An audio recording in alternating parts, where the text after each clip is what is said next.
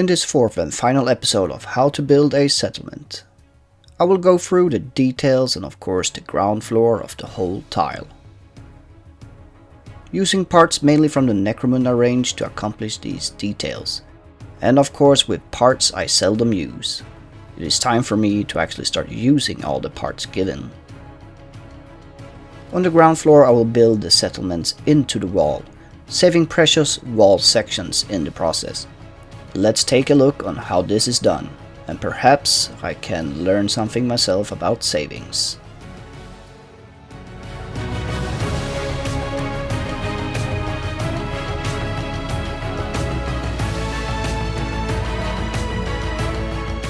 Hi and welcome to Rapid Tabletop. My name is Leonard, but you can as usual call me Leo.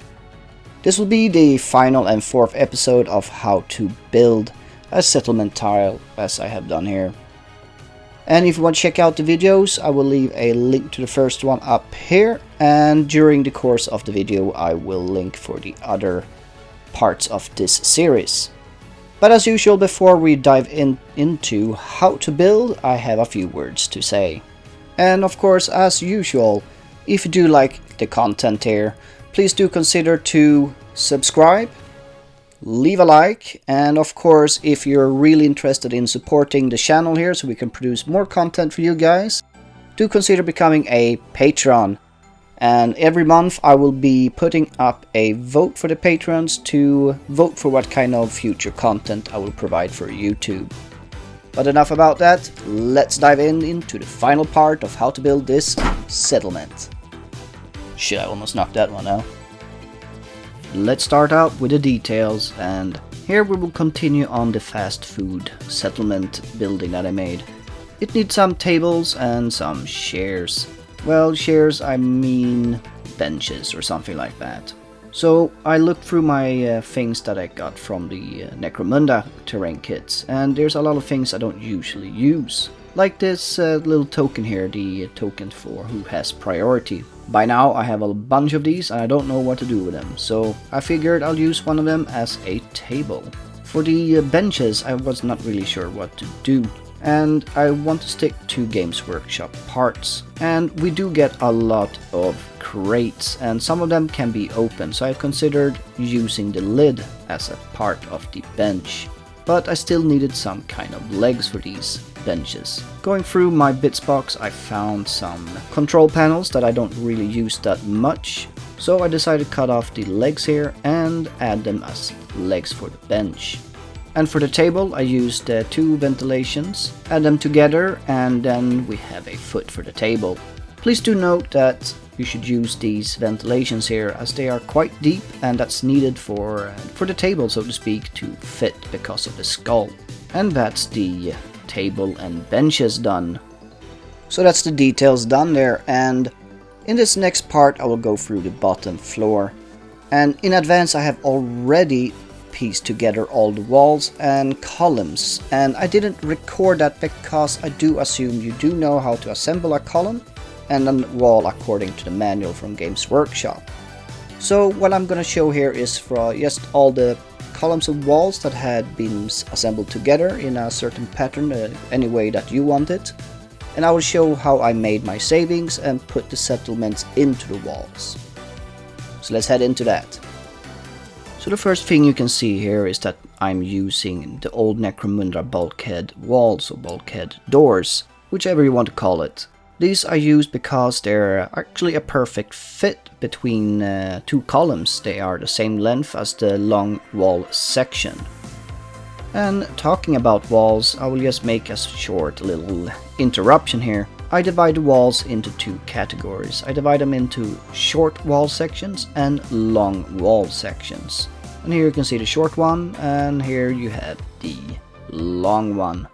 Now it is very important to note that when you buy a kit from Walls and Columns, you only get one long wall section and you get 4 wall sections. You do, however, get a lot of columns. So with this in mind, we actually need to consider savings when we are building our tiles, especially if you're doing double wall heights like I'm doing. So you have to find ways to save a little bit on the walls and make the most out of the kit. So back to the video here, and here you can see I'm using the bulkhead doors or bulkhead walls from the old Necromunda, and this is to save some walls from the walls and columns. And again, of course, I'm using plastic glue, so I can make fine adjustments once I've placed my wall in between the columns here. With super glue, yeah, it's possible, but you won't be able to make these fine adjustments as easy as it is with plastic glue. I know I'm nagging about this plastic glue, but I have seen so many other people using super glue and they insist that that is the best way to go. Fine if you think that is it, but I do recommend plastic glue if you're more of a novice with converting and kit bashing. And here I'm indicating that these stabilized feet, or whatever you can call it, on the bulkhead wall, they need to be cut off because I'm gonna, yeah, of course, use this as a part of the settlement here. And I don't need these feet to be showing, as I will be gluing it into the wall and then it's already stable in between the columns. This floor tile here is from the Stronghold kit, and for me to fit it into the settlement that I'm building here, I made a cut right next to the ventilation shaft here, just a straight line down here. Using a hobby saw, this is how I accomplish this in the easiest way. And here we have the platform for the, well, the first settlement on the ground floor. And as you can see here, I need to make some 45-degree cuts on the corners. This is so it will fit into the column space between the walls here. And these platforms are made from the ones that are supposed to be with stairs, but you can use the normal platforms if you like. This just happens so that I have a lot of extra of these platform tiles. And the same process with the other ground floor settlement. And on this ground floor settlement here we also have a door, and this one is from the old Ruins kit, the Sector Imperialis from a couple of years or many years back. It's a little bit too high for the settlement, so I just made it a little bit shorter by cutting it in the middle, cutting off maybe a quarter of an inch. And as you can see here, it's all pretty much pre-assembled here now, and I do assume that you would know how to put down the walls of a stronghold. And yes, the walls here look a little bit different, and it uses the same principle as we did with the settlement containers in part 2. Adding a lift because, as I have mentioned before, I do think it's very important that you gain access to the different levels on a tile, so you don't lock out fighters on the ground level from the top levels. Here on the other settlement on the ground floor, you can see that I am trying to find a solution for the gap that is in between the wall, or the short wall section, and the platform that I have created. I could use a platform, a third platform, like I've done with the first one, but I didn't have an extra one, or I do have an extra one, but I don't want to waste them unnecessary. But I do have a lot of these door frames, and I did cut off too many in a previous step, so I wanted to use those door frame beams that I have created, and they actually made use here in this part. And there we have the basics of it. So stronghold walls and how to build those in this way that I'm doing, you can check out on the second video. Then platforms on top of them to create like a small terrace or a balcony. And then we have on the second floor, or whatever it's gonna be called, another settlement built into the wall. And you can see on this old Necromunda bulkhead, there is a door so they can gain access into their little settlements inside the wall. Rotating over to the back side, you can see that I have left open spaces. And here I'm going to make some savings again. I'm just gonna put containers to cover it up. And there was a small little area that couldn't be really covered by containers, so I just added some pieces from the Stronghold platform here, the leftovers, just to create a different structure. And now we are actually done with the basics here, and now we are moving on to adding the details. Here I found a lamp from the Stronghold kit, adding some computer screens and terminals. You can add whatever you like here. You could be crates, benches like I've added here also, and whatever you find in your bits box. Once I'm satisfied with the details, I start adding the platforms that I have created. Now, one important thing to note here is that you do not need to use platforms from the platforms and stairs kit like I have done here. It's just that I had a lot of extra laying around, so I made sure I used these. You can easily use a normal floor tile for this, a Sormutalis tile. I do know they're hard to get by now, but give it time and it will be back in stock. And since we're done with the ground floor, I'm actually starting to add all the other parts of this settlement. At the ground floor you can actually see one piece that I didn't really show in detail, and that is a support beam from the Sector Mechanicus. I was considering to have a column down here, of course, because I have a lot of columns, but it is quite hard to reach in under this second level because of all the containers and all the things inside. So to make it easier for players to use this area under the settlement, I decided to use this Sector Mechanicus support beam instead.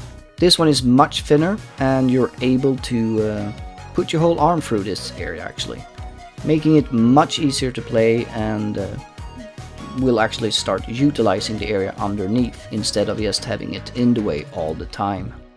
And this is one of my favorite steps, and that is adding the final details, and that is things like railings and other details that you think is interesting to add to the tile. Without the railings, this tile looks pretty empty and basic, but adding the railings really lifts up the whole appearance. And I do know that the railings are quite scarce in these kits, but you do have access to the barricades kit, and this one you can flush out with some different kinds of railings and make it look a little bit more damaged and used, of course. And this is a perfect way of breaking up the need of having railings all over the place. So if you have a railing, you can have a barricade, and then you can have an empty space. And then you can start over with a barricade, railing, and then go over into a barrel or a crate, and then into nothing again. In this particular tile I'm using the different railings that you have access to. I'm using one from the Stronghold kit, as well as the platform and stairs. And then of course I'm mixing it up towards the end with barricades. I decided for this tile to not have any gaps in the railings, as I usually do, to save railings and space like that. And that's because this is a part of a fortification, and I'm thinking this one will be a little bit more maintained than other areas in this sector. And here we see the table and benches that I made before, and I'm adding them outside the fast food or whatever this settlement building is supposed to be. And once all the details are in place, I usually go over with texture paint. I don't know if this is a part of the building process or painting process, but I do consider it one of the steps before I actually start painting. With this texture paint from Vallejo, it actually does a couple of things for me. It gives me the protection I need when I start painting, which I will cover or have covered in a couple of videos, but it also gives me a chance to cover up some minor mistakes, some gaps, and strengthen some bonds at certain areas. And here we see all the individual pieces. This container and the second one we can find in the second part of this series. And this is the one that I was mentioning about how to build the Stronghold, the settlements on the bottom floor. It uses the same techniques as shown in this part. And here we have the third settlement on the second floor, and this one was made out of the old ruins from the Sector Imperialis from many years back. And this one we can find in part 3, as well as this fast food container settlement that I made 10 months back. And as mentioned in that part, I didn't record this because it was 10 months back, but I do explain the parts used and how to build it. And then we have the final rotating image here, and that is of the completed settlement tile. To note though, the containers are just my tester containers that I use for all my projects just to make measurements. So I'll be constructing new ones, adding some details to them, damage or whatever. But this is pretty much what it will look like in the end. All it needs now is some paint. And if you want to see me painting this, please do leave a comment in the comment section if you want me to record that, or I will just post the finished result on Instagram for you guys to look at. And that's it guys, finally I'm done with this one. So do leave a comment if you prefer me doing these shorter episodes, dividing it into a series. It actually makes it a little bit easier for me to work with, so I can push out a video every week and cut down the editing time. And painting this beast of a settlement here, I am not really looking forward to it because I'm not really good at choosing colors for the settlements. And I do think I will let my patrons decide which colors I'll be using for the different settlements on the top and perhaps on the bottom floor. And speaking about that, becoming a patron really helps the channel out a lot, so we can provide more content for you guys. And every month, as I said before in the beginning, we will put up a vote of what kind of content I will make for the next month. And there will also be some other things in there, and I do think I'm gonna put up a suggestion box or something like that for the patrons to decide how I should paint this settlement tile. But that's it for this time, so I'll see you guys in the next one, alright?